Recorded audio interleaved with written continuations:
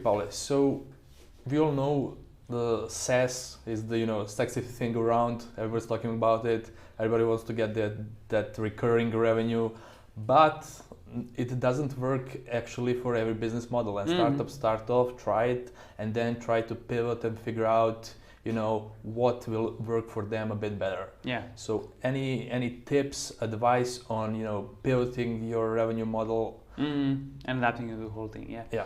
So yeah, as you said, everybody wants to have a SaaS that kind of is validated and is selling because it's easier. You just have a dedicated type of product that you're offering, basically dedicated type of software service you're offering, and then you have a packages like tier 1, tier 2, tier 3, and I think like one of the good examples for this is like HubSpot. They have a really good kind of pick and choose your different elements from that, and then you need a sales license, a marketing license, and you have like different tiers in number of contacts and whatnot. So there's usually kind of a couple of factors determining what kind of specific package you're picking. But to get there, and what most kind of startups are missing, and everybody gonna jump there and they're just offering it and they're saying, we're not selling enough, or people are not buying what we kind of created behind that. Usually it's due to the fact that they didn't do the validation, what is actually their product market fit. So what exact problem are they solving, or even better, what exactly is the list of sub-problems they are solving in a certain category, and then the list of key features that they are basically offering. It's funny enough that usually some of the key features are not high technological concepts, so they are not like a new thing, but they're rather kind of customer experience improvements that are kind of better packaging the whole deal. So in terms of pivoting, I would say you just need to kind of understand what actually are you solving to your customers. So when I kind of think about SaaS, when I think about recurring revenues, something you can bill monthly, I always think about, is it used on a recurring basis?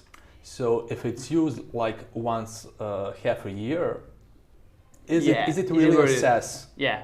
And if it's used one in 3 months? Yeah, it's debatable. Yeah, exactly.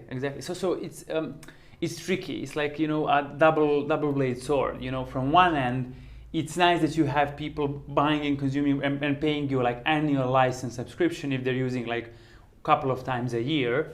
But then you are not kind of leveraging that opportunity to understand what is their use case, what they're actually doing there. So I would say, it would be much better if the consumption is happening on a monthly or bi-monthly basis. If it's happening on a more, I would say, looser terms, like quarterly or something like that, I think it's a big opportunity for a startup to actually understand what value can they provide in those spaces. Yeah.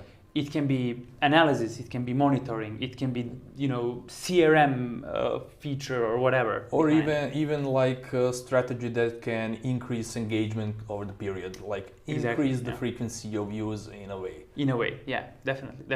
But it comes down to understanding the customer need and then figuring out what's the best set of features, of experience, of usability at the end of the day that you can provide and that is just helpful to your customers.